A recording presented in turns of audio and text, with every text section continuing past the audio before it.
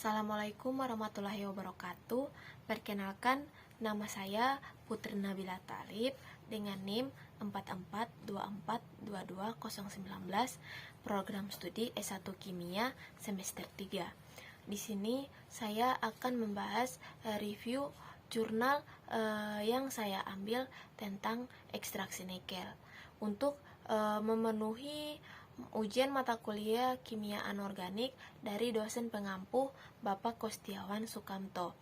Baik, jurnal tersebut yang saya ambil berjudul tentang pelindian dan ekstraksi logam berharga yang efektif dari bahan elektroda baterai litium ion bekas menggunakan leachat asam organik campuran, yang penulisnya itu ada Yuan Peng, Yakun, Hang Chao Chena, Cuileng Ya, Qincang Lua, Rong Nian, dan J. Baik, sebelum masuk ke pembahasan dalam jurnal, saya akan menjelaskan sedikit tentang apa itu nikel dan ekstraksi nikel. Nikel adalah unsur kimia metalik dalam tabel periodik yang memiliki simbol Mi dan nomor atom 28. Nikel adalah salah satu dari 4 elemen, yang lainnya adalah besi, kobalt, dan gadolinum yang bersifat ferromagnetik pada suhu normal. Nikel adalah logam berwarna putih, keperak-perakan sedikit, semburat keemasan.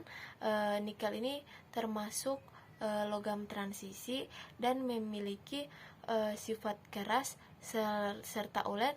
Nikel juga memiliki sifat tahan korosif yang baik.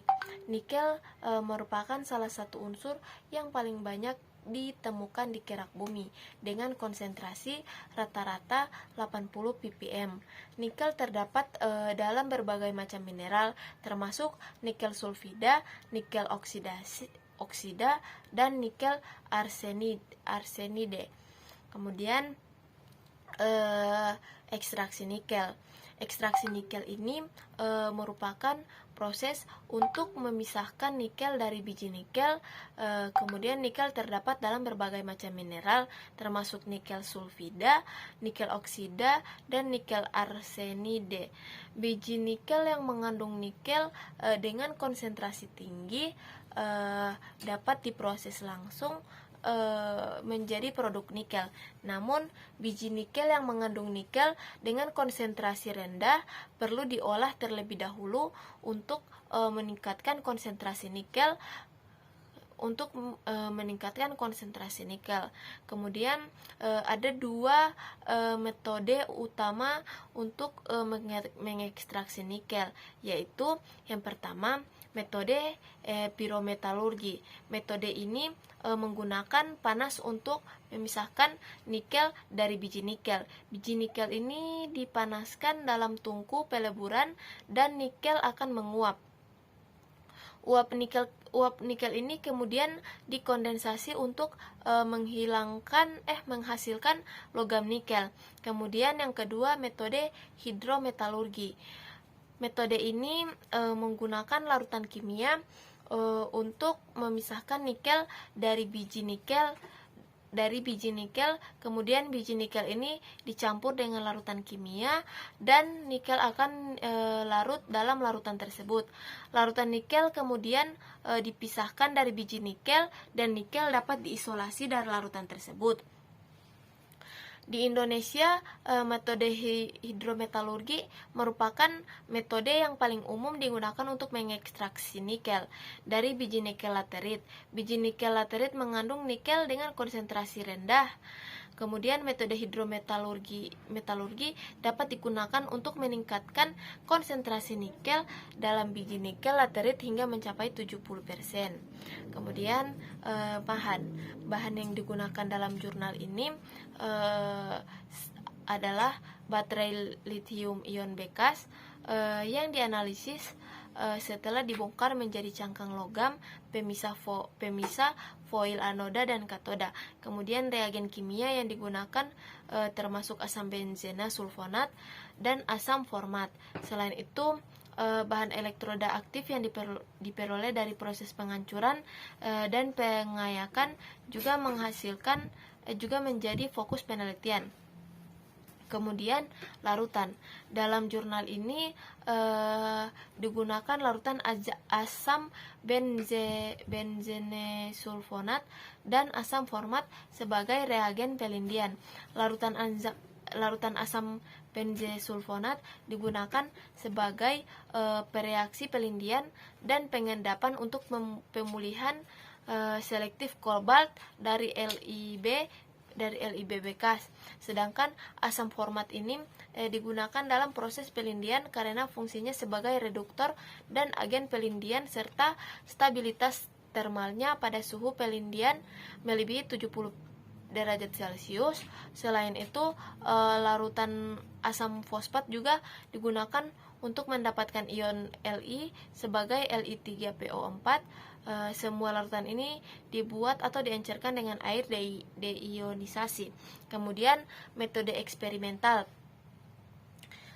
Kemudian metode yang digunakan dalam jurnal ini yaitu metode hidrometalurgi untuk mendaur ulang logam berharga dari bahan elektroda baterai lithium ion bekas, di mana seperti yang saya jelaskan tadi bahwa metode hidrometalurgi itu merupakan metode yang menggunakan larutan kimia untuk memisahkan nikel dari biji nikel. Kemudian biji nikel itu dicampur dengan larutan kimia dan nikel akan larut dalam larutan tersebut.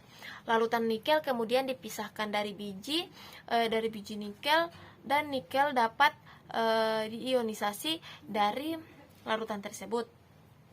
Kemudian preparasi bahan baku. Preparasi bahan dalam jurnal ini melibatkan pengumpulan bahan dari baterai lithium ion bekas, termasuk cangkang logam, pemisah foil anoda dan foil katoda. Bahan elektroda ini diperoleh dari produk yang dihancurkan dari anoda dan foil katoda.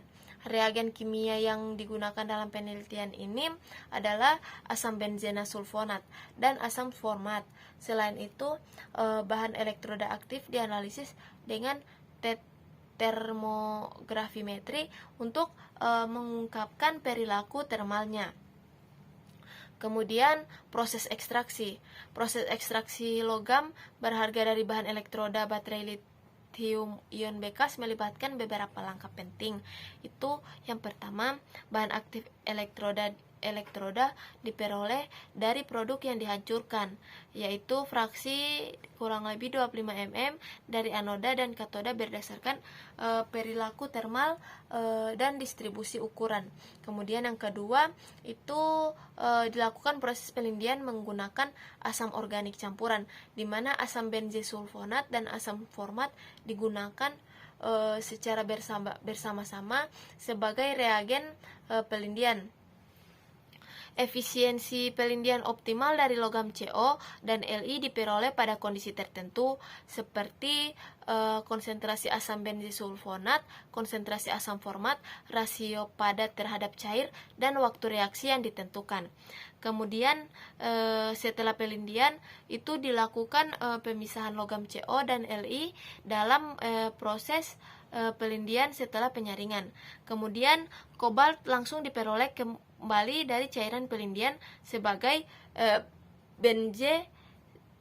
benzesulfonat murni dengan peningkatan konsentrasi asam lebih lanjut. Sementara litium diendapkan dengan menambahkan asam fosfat. Kemudian hasil dari jurnal ini menunjukkan bahwa efisiensi pelindian optimal dari logam kobalt dan litium itu diperoleh pada kondisi tertentu, yaitu 90% CO dan 99% Li. Setelah pelindian dan penyaringan, kobalt langsung diperoleh kembali dari cairan pelindian sebagai benzesulfonat murni dengan peningkatan konsentrasi asam lebih lanjut. Sementara itu litium diendapkan dengan menambahkan asam fosfat. Proses ekstraksi logam ini cocok dengan model laju logaritmik dengan aktivitas nyata energi masing-masing sebesar 32,7 dan 47,0 kJ per mol yang ditemukan sebagai reaksi yang dikontrol secara kimiawi. Kemudian kesimpulan dari jurnal ini adalah bahwa proses hidrometalurgi yang efisien dan ramah lingkungan untuk mendaur ulang litium dan kobalt dari baterai lithium ion bekas telah berhasil dikembangkan. Efisien pelindian optimal dari CO dan Li ini diperoleh pada kondisi tertentu, dan proses pelindian ini cocok dengan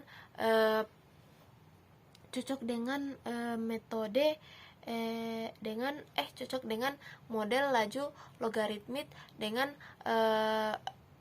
aktivitas nyata. Selain itu, kobalt secara langsung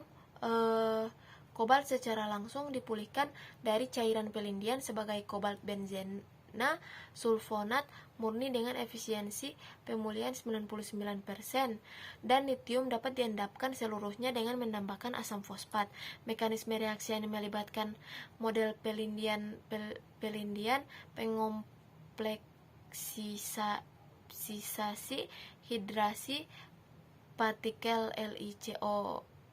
LiCO2 diusulkan berdasarkan perilaku perlarutan logam dan kemudian diverifikasi dengan karakterisasi morfologi dan fasa dari produk daur ulang. Baik, itulah pembahasan review jurnal yang saya buat. Apabila ada salah kata dalam pengucapan, mohon dimaafkan. Wassalamualaikum warahmatullahi wabarakatuh.